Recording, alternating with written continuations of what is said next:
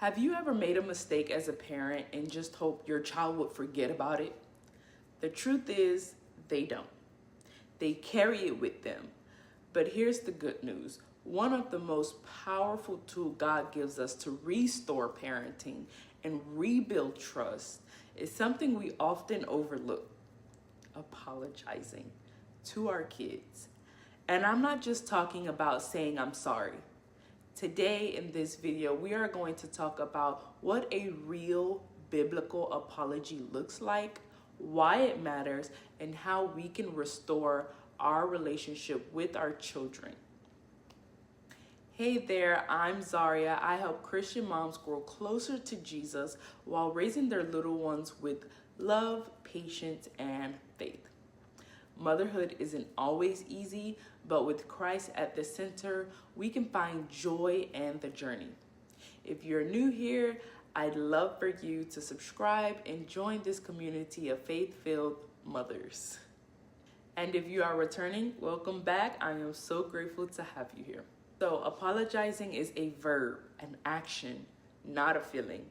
Too often we reduce apologizing to saying I'm sorry, but biblical repentance is active. I'm not just admitting my fault. I'm turning away from that behavior. Think about it. When you tell your child, I'm sorry for yelling at you, but then you keep yelling at them every day, the words lose their power. They start to feel empty. But when you say, I'm sorry for yelling, and I'm asking God to help me with patience, and you and your child actually sees you taking the steps to change, that is powerful. James 1:22 says, but be doers of the word, not hearers, only deceiving yourself. This applies to us as parents. Our children are actively watching us. They don't need to just hear, I'm sorry. They need us to walk it out and be an example for them. If you break a promise, don't just say I'm sorry. Make it right. If you said you would go for a walk, but you forgot, I'm sorry I didn't keep my word, but let's go now, or let's put it on the calendar so it can happen tomorrow. That's apology in action. Apologizing models humility. Our children are constantly learning from us, how we talk, how we act, how we react, how we treat others. If we want them to grow in humble, forgiving adults, we need to show them what humility looks like. Philippians 2:3 says, do nothing out of selfish ambition or vain conceit. Rather, in humility, value others above yourself. When we kneel down, look at our children in their eyes, and admit that we were wrong, we're valuing them. We're saying, you matter enough for me to humble myself. And let's be honest, it's not easy sometimes. But as adults, we sometimes feel like apologizing lowers our authority. But actually, it strengthens it. Why? Because respect is built on honesty and trust, not on pretending we never messed up. Imagine your child spills something, and in frustration, you snap. Why can't you ever just be careful? Then you realize your words were too harsh. Humility is going back and saying, I'm sorry. That was wrong of me to speak to you like that. I love you more than a clean floor.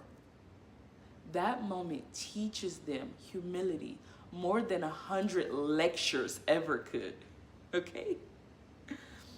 Apology is a doorway to restoration. So many adults walk around with wounds from childhood, wounds that could have been healed if a parent had just admitted their wrongs. When we refuse to apologize, we risk hardening our child's heart.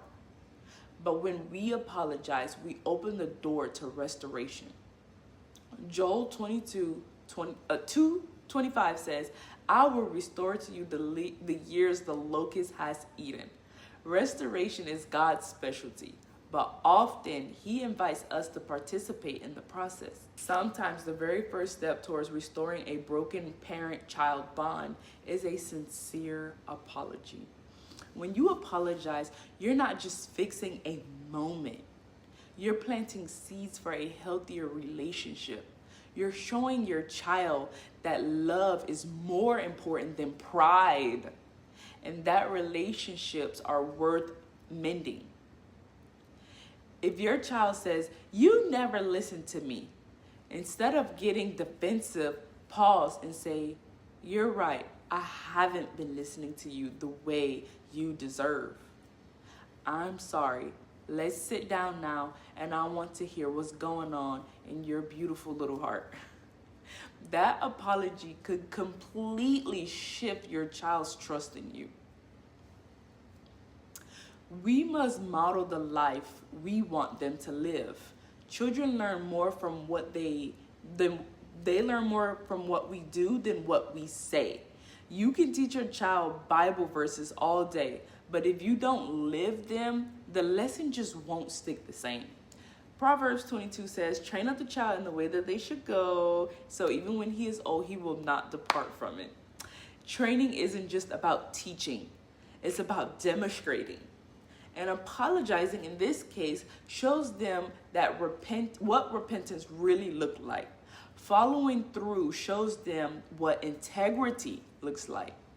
And forgiving them shows them what grace looks like on a human level. If you want your child to be someone who takes accountability in marriage and friendships in their walk with Christ, you have to show them what that looks like in your parenting, everyday life. Every apology becomes a living lesson in humility, accountability, and in grace. Acknowledge the wrong. I was wrong to yell at you. 2, take responsibility. It wasn't your fault. It was my choice. 3, express sorrow. I truly am sorry for hurting your feelings. 4, commit to change. With God's help, I'm working on patience. And 5, ask for forgiveness. Will you forgive me? This shows your child that apologizing is about the heart changing, not just your words. So, parents, apologizing doesn't make you weak. It makes you more like Christ. Jesus humbled himself for us. And when we humble ourselves before our children, we point them back to him. Remember, an apology isn't just words, it's action. And that action can transform your parenting, heal wounds, and restore the bond between you and your child. Trust me, I know this from experience. If this video encouraged you, give it a thumbs up and subscribe for more Christian parenting encouragement, tips, and tricks and things of that nature. And if you know another parent who needs to hear this, please share it with them today. Together, let's raise our children with love, humility, and grace, and the grace of Jesus Christ. Bye for now, and I'll see you in the next video, hopefully.